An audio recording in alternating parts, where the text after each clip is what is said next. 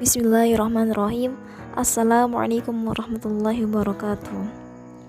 Perkenalkan, kami dari kelompok 6 akan mempresentasikan isi dari pembukaan UUD 1945. Yang pertama ada Siska Wulandari dengan presensi 4. Yang kedua ada Anissa Urofiah, presensi 11. Selanjutnya ada Adeline Sekar Hasanah, presensi 15. Nada Hamidah, absensi 38. Ursila Khairun Nisa, absensi 42. Dan Zainul Haq Al-Ansari, presensi 59. Paragraf pertama dari pembukaan UUD 1945 adalah bahwa sesungguhnya kemerdekaan itu adalah hak segala bangsa, dan oleh sebab itu maka penjajahan di atas dunia harus dihapuskan karena tidak sesuai dengan peri kemanusiaan dan peri keadilan. Dalam paragraf tersebut mengandung bahwa bangsa Indonesia memiliki kemampuan dalam menyelami persoalan secara mendalam mengenai keadilan, bukan keadaan kodrati yang sebenarnya. Karena kodrati seharusnya mengandung pengertian kenyataan peri kemanusiaan dan peri keadilan. Perlunya menjaga hubungan antar individu dan masyarakat dalam kelompok bangsa serta memberikan ruang gerak kepada hak kemerdekaan setiap manusia sebagai individu secara seimbang dan harmonis. Dan makna pembukaan UUD 1945 alinea pertama yaitu: yang pertama, keteguhan bangsa Indonesia dalam membela kemerdekaan melawan penjajah dalam segala bentuk. Yang kedua, pernyataan subjektif bangsa Indonesia untuk menentang dan menghapus penjajahan di atas dunia. Yang ketiga, pernyataan objektif bangsa Indonesia bahwa penjajahan tidak sesuai dengan peri kemanusiaan dan peri keadilan. Dan yang keempat, pemerintah Indonesia mendukung kemerdekaan bagi setiap bangsa.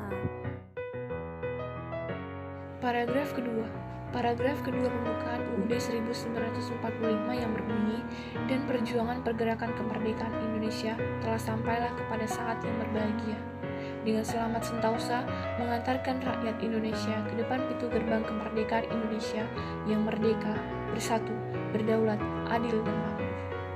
Kemerdekaan Indonesia bukan suatu hadiah atau pemberian dari penjajah, melainkan hasil perjuangan dari seluruh rakyat pejuang Indonesia. Negara Indonesia merdeka yang dicita-citakan memiliki sifat tertentu, yaitu merdeka, bersatu, berdaulat, adil, dan makmur.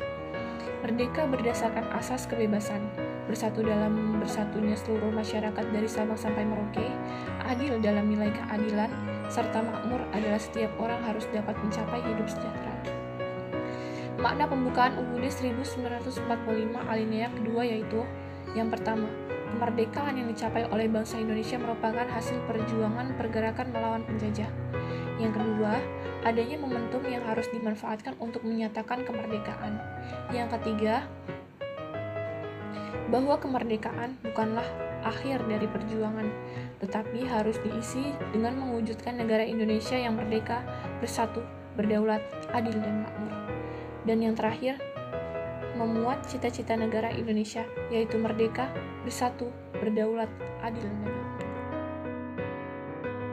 Paragraf ketiga pembukaan UUD 1945 yang berbunyi, atas berkat rahmat Allah yang Maha Kuasa dan dengan didorongkan oleh keinginan leluhur supaya berkehidupan kebangsaan yang bebas, maka rakyat Indonesia menyatakan dengan ini kemerdekaannya.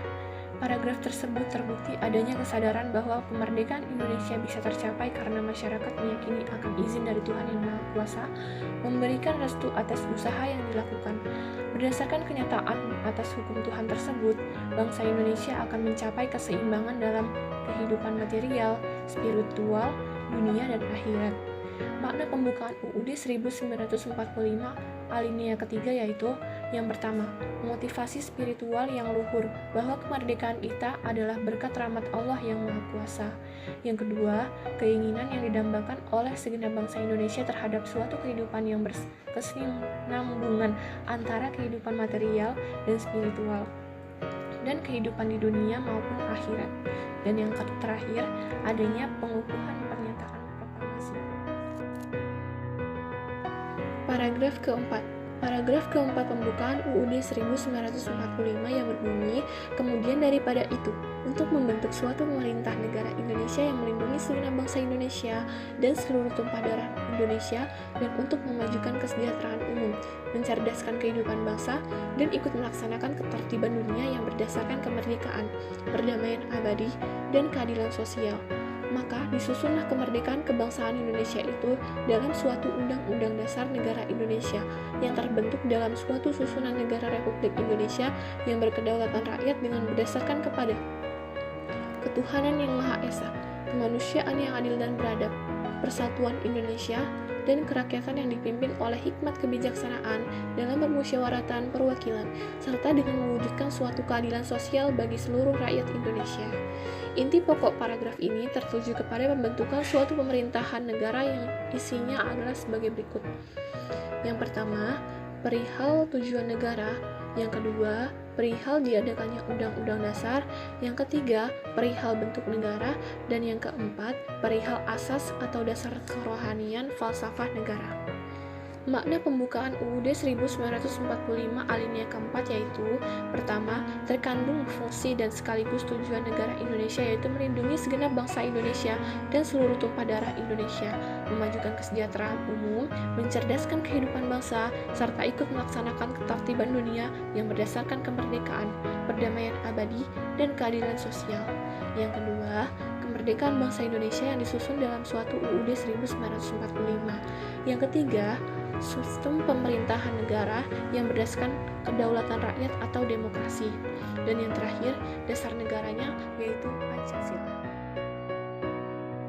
Alinea pembukaan Undang-Undang 1945 pada garis besarnya adalah: alinea pertama, terkandung motivasi, dasar, dan pembenaran perjuangan bahwa kemerdekaan adalah hak segala bangsa dan penjajahan bertentangan dengan peri kemanusiaan dan peri keadilan. Alinea kedua mengandung cita-cita bangsa Indonesia, yakni menjadi negara yang merdeka, bersatu, berdaulat, adil, dan makmur. Alinea ketiga memuat petunjuk atau tekad pelaksanaannya, menyatakan bahwa kemerdekaan atas berkat rahmat Allah yang Maha Kuasa. Alinea terakhir, alinea keempat, memuat tugas negara atau tujuan nasional, menyusun Undang-Undang Dasar 1945, bentuk susunan negara yang berkedaulatan rakyat, dan dasar negara Pancasila. Pengamalan sila kelima Pancasila mengembangkan perbuatan yang luhur yang mencerminkan sikap dan suasana kekeluargaan dan kegotong royongan, mengembangkan sikap adil terhadap sesama, menjaga keseimbangan antara hak dan kewajiban, menghormati hak orang lain, dan suka memberi pertolongan kepada orang lain. Contoh sikap yang menunjukkan taat terhadap sila kelima Pancasila dalam kehidupan sehari-hari: gemar bekerja bakti dan bergotong royong dengan penuh kekeluargaan, bersikap adil dan tidak pilih-pilih dalam berteman, tidak diskriminatif dan memperlakukan orang-orang sama tanpa memperdulikan latar belakang agama, suku, ras, dan golongan. Murah hati dalam menolong orang yang membutuhkan, menghormati dan menghargai hak orang lain dengan cara menyeimbangkan antara pemenuhan hak diri dan kewajiban diri. Sekian dari kami kelompok 6. Mohon maaf atas segala salah kurangnya. Semoga bermanfaat. Wassalamualaikum warahmatullahi wabarakatuh.